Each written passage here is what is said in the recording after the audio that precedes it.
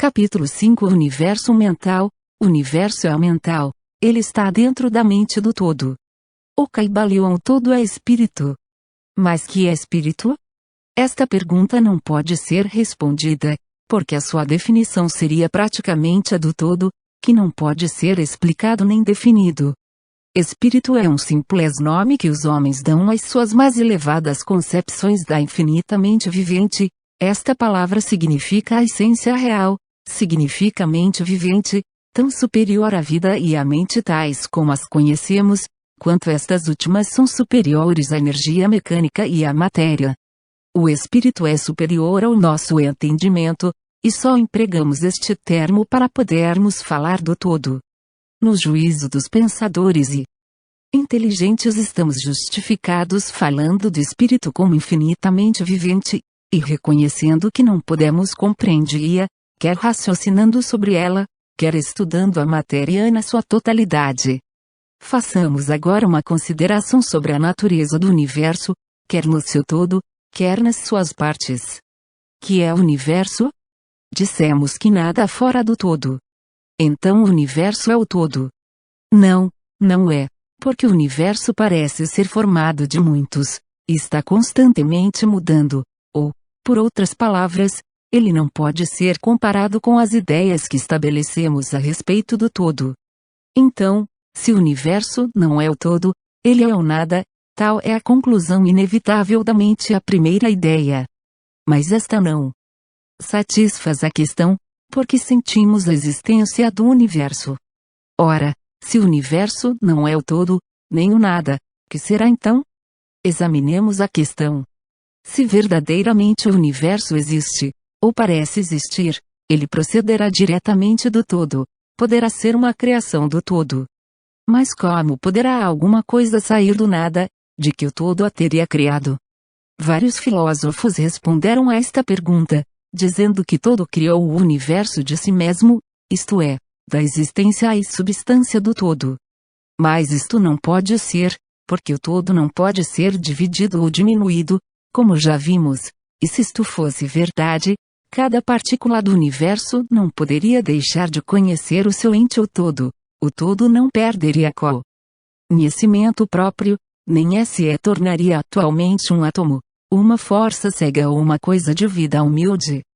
Com efeito, alguns homens, julgando que o todo é exatamente tudo, e reconhecendo também que eles, os homens, existem, aventuraram-se a concluir que eles eram idênticos ao todo, e atroaram os ares com os seus clamores de "ó Deus!" para divertimento da multidão e sorriso dos sábios.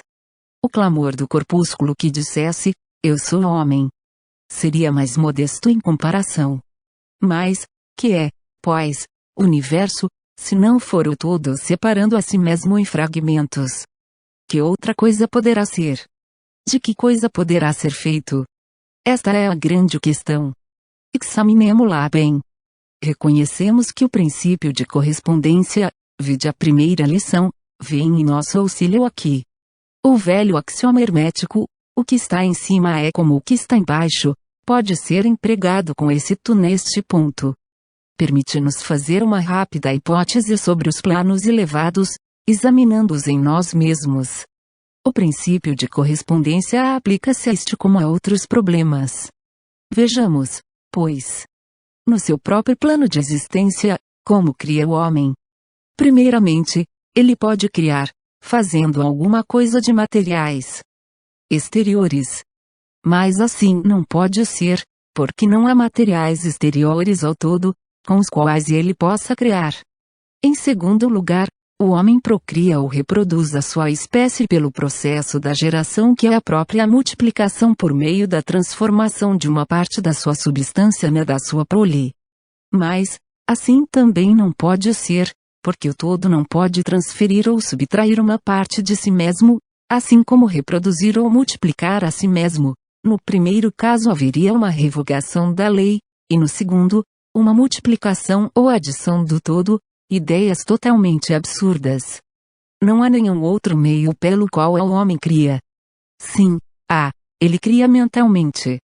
E deste modo, não emprega materiais exteriores. Não reproduz a si mesmo, e, Apesar disso, o seu espírito penetra a criação mental. Conforme o princípio de correspondência, temos razão de considerar que o todo cria mentalmente o universo, de um modo semelhante ao processo pelo qual o homem cria as imagens mentais. Este é o testemunho da razão, que concorda perfeitamente com o testemunho do iluminado, como ele o manifesta pelos seus ensinos e escritos. Assim são os ensinamentos do sábio. Tal era a doutrina de Hermes. O todo não pode criar de outro modo senão mentalmente, sem empregar qualquer material, nada para ser empregado, e nem reproduzir a si mesmo, o que é também impossível. Não se pode escapar desta conclusão da razão, que, como dissemos, concorda com os mais elevados preceitos do iluminado. Justamente como vós podeis criar um universo de vós mesmos na vossa mentalidade, assim o todo cria o universo na sua própria mente. Mas o vosso universo é a criação mental de uma mente finita, enquanto que o do todo é a criação de uma mente infinita. Ambos são análogos em natureza, mas infinitamente diferentes em grau. Vamos examinar cuidadosamente como fazemos nos processos de criação e manifestação. Mas antes de tudo é preciso fixardes as vossas mentes nesta frase: universo, e tudo que o ele contém, é o M a criação mental de o todo. Se o M é feito, o todo é mente. O todo cria na sua mente infinita inumeráveis universos, que existem por eons de tempo, e contudo, para o todo, a criação, o desenvolvimento, o declínio e a morte de 1 milhão de universos é como que o tempo do pestanejar de um olho. O Caibalion. A mente infinita do todo é a matriz dos universos. O Caibalion.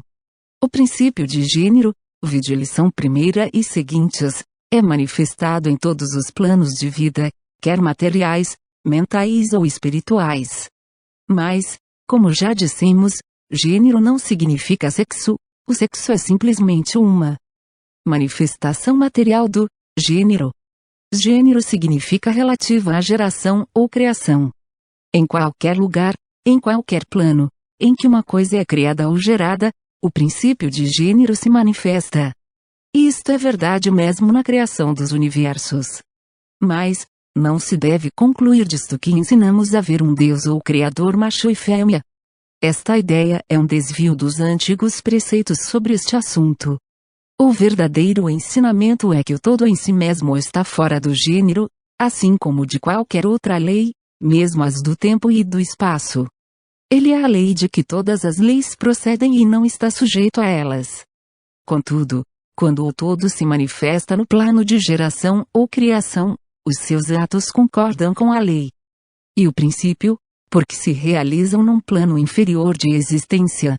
E, por conseguinte, ele manifesta no plano mental o princípio de gênero, nos seus aspectos masculino e feminino. Esta ideia poderá causar admiração a alguns de vós, que aprendem-na pela primeira vez, mas todos vós aceitaste-a passivamente nas vossas concepções diárias. Falais na paternidade de Deus e na maternidade da natureza, de Deus, o Pai divino e da natureza, a Mãe universal. Logo, reconheceis instintivamente o princípio de gênero no universo. Não é verdade? Mas a doutrina hermética não exprime uma dualidade real, o todo é um. Os dois aspectos são simplesmente aspectos de manifestação. O ensinamento é que o princípio masculino manifestado pelo todo só impede a destruição da concepção atual do universo. Ele projeta o seu desejo no princípio feminino, que se chama natureza, ao mesmo tempo que este último começa a obra atual da evolução do universo, desde os simples centros de atividade até o homem, e subindo cada vez mais de acordo com as bem estabelecidas leis da natureza. Se dais preferência aos velhos modos de expressão, podeis considerar o princípio masculino como Deus, o Pai, e o princípio feminino como a natureza, a Mãe universal, em cuja matriz todas as coisas foram geradas. Isto não é simplesmente uma ficção poética de linguagem, é uma ideia do processo atual de criação do universo. Mas é preciso não esquecer que o todo é um, e que o universo é gerado, criado e existe na sua mente infinita. Isto vos permitirá fazer uma ideia de vós mesmos, se quiserdes aplicar a lei de correspondência à vossa própria mente e a vós mesmos. Sabeis que a parte de vós que chamais eu, em certo sentido, sustenta e prova a criação de imagens mentais na vossa própria mente. A parte da vossa mente em que é realizada a geração mental pode ser chamada o eu inferior, distinto do eu, que sustenta e examina os pensamentos, as ideias e as imagens do eu inferior. Reparai bem que, o que está em cima é como o que está embaixo, e que os fenômenos de um plano podem ser empregados na solução dos enigmas de planos superiores ou inferiores. Será para admirar que vós, os filhos, sentais esta instintiva reverência pelo todo, sentimento que chamamos religião, esta reverência e este respeito para com a mente PAI? Será para admirar que, ao considerar as obras e as maravilhas da natureza, fiqueis dominado por um grande sentimento que tem sua origem fora do vosso íntimo ser. E a mente é Matilde é que vos estreita, como a mãe estreita seu filho ao seio. Não deveis cometer o erro de crer que o pequeno mundo que vedes ao redor de vós, a Terra, que é simplesmente um grão de areia em comparação com o universo, seja o próprio universo. Existem milhões de mundos semelhantes e maiores. Há milhões e milhões de universos iguais em existência dentro da mente infinita do todo.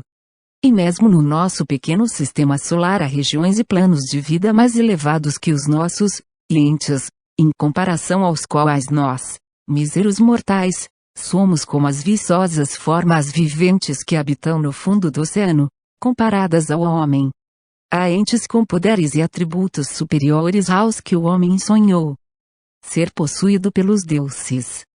Não obstante, estes entes foram como vós e ainda inferiores, e, com o tempo, vos podeis ser como eles ou superiores a eles, porque, como diz o iluminado, tal é o destino do homem. A morte não é real, ainda mesmo no sentido relativo, ela é simplesmente o nascimento a uma nova vida, e continuareis sempre de planos elevados de vida a outros mais elevados por eons e eons de tempo. O universo é vossa habitação e estudareis os seus mais distantes comas antes do fim do tempo, residis na mente infinita do todo, e as vossas potencialidades e oportunidades são infinitas mas somente no tempo e no espaço. E no fim do grande ciclo de eons, o todo recolherá em si todas as suas criações, porém, vos continuareis alegremente a vossa jornada, porque então querereis preparar-vos para conhecer a verdade total da existência em unidade com o todo. E, quando estiverdes na metade do caminho, estareis calmos e serenos, sóis seguros e protegidos pelo poder infinito da mente Matilde. Dentro da mente Pai-Mãe, o filho mortal está na sua morada. O Caibalion, não há nenhum órfão de pai ou de mãe no universo. O Caibalion,